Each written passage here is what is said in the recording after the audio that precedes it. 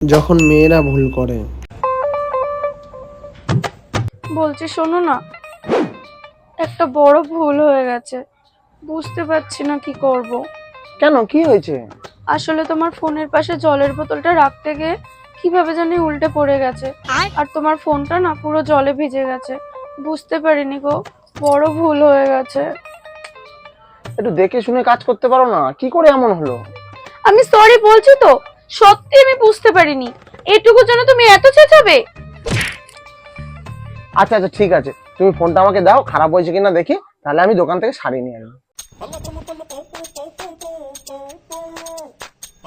আর যখন ছেলেরা ভুল করে।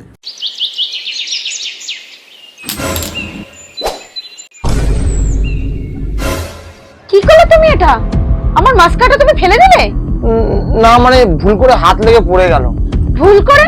ভুল করে এটা কি করে পড়ে? তুমি ইচ্ছা করে ফেলেছো? আমার জিনিসের উপর তোমার এত হিংসা? আর আমি হিংসা কেন করতে যাব? তা নয় তো কি, আমি একটু সাজবো, আমাকে একটু সুন্দর লাগবে, সেটা তো তোমার সহ্য হয় না, সেই জন্য তো তুমি ইচ্ছা করে ভেঙেছো। কত পছন্দের সেট ছিল আমার। আরে আরে বাবা, একটা সামান্য লিপস্টিকই তো ভেঙেছে, তাতে এত রিয়াক্ট কেন করছো? পরে একটা কিনে দেবো। কিনে দেবো মানে? এটা তাহলে কোনো দাম নেই তাই তো? এটা আমি কত পছন্দ করে ঘুরে ঘুরে বেছে বেছে কিনেছি তুমি জানো? টাকা দিলে সবকিছু হয়ে যায় তাই না?